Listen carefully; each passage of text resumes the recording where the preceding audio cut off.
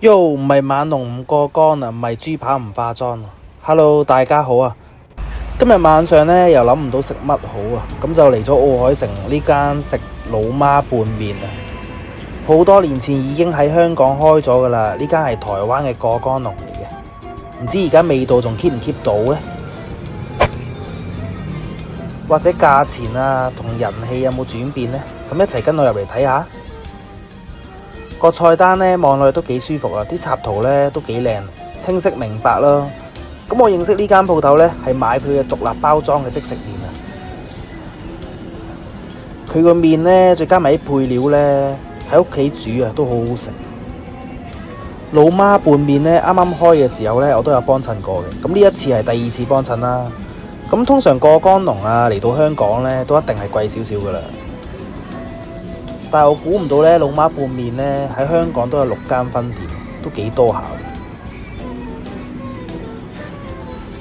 個 menu 啦，一如既往啦，有湯麵，有拌麵，亦有台灣嘅小食啦。咁仲有期間限定嘅打邊爐套餐。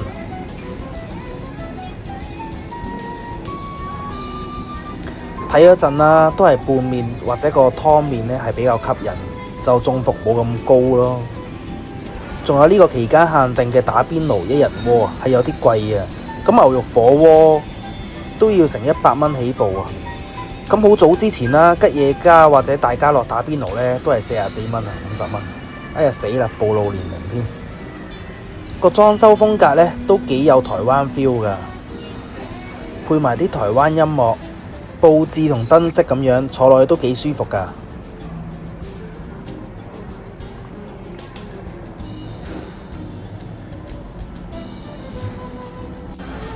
咁今晚晚餐呢，我就點咗台式嘅拌牛筋啊，牛肉嘅牛肉湯麵啦。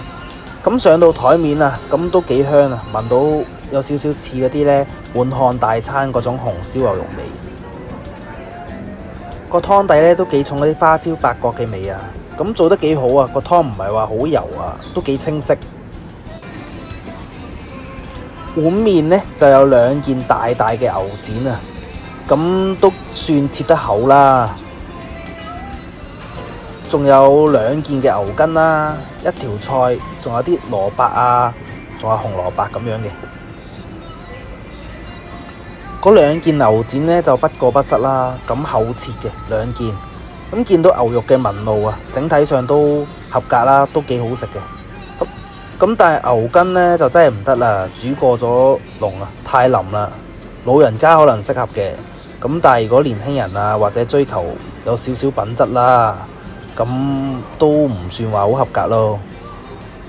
咁呢碗麵呢，總括啦，係個麵係最好食嘅。個麵呢，就煮到煙韌適中啊，啱啱好，又唔會話太腍啦，又唔會太硬。而家晚餐時間呢，大概7點半左右啦。咁餐廳入邊呢，嘅客人都唔係話好多。老媽拌麵呢嘅堂食呢，排隊少咗嘅，咁都反映咗啦，經濟壓力大啦，咁轉食去平價嘅替代品啊。整體嚟講，香港都幾鍾意食台灣嘢嘅，但係唔係好似之前咁瘋狂咯，更着重嘅性價比啊。喺網上呢，買呢一包麵啊，一 pack 就4包啦，60蚊左右啦，咁除翻開啊都係15蚊一包，咁同堂食價錢呢都相差好遠啊。咁15蚊一包，其實都算即食麵係貴㗎啦。咁總好過堂食80幾蚊，仲要加一服務費嘅。其實呢，我覺得食餐飯呢，個侍應會好貼心咁服侍你啊，或者會講解個 menu 啊，再或者個侍應會喺隔離啊琴棋書畫啊斟茶遞水咁樣呢，咁梗係值得俾啦。咁但係食碗麵咁都算係快餐形式去填飽個肚啦，咁都要收加一服務費呢，咁啊感覺個麻麻地啦。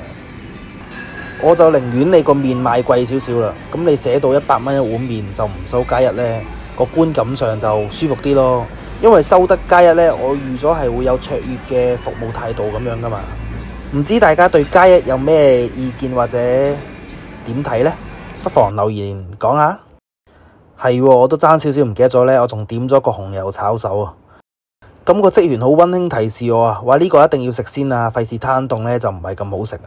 咁個麵呢我都食晒咗啦。咁呢個紅油炒手呢就48蚊啦，有6隻嘅，6隻餃子。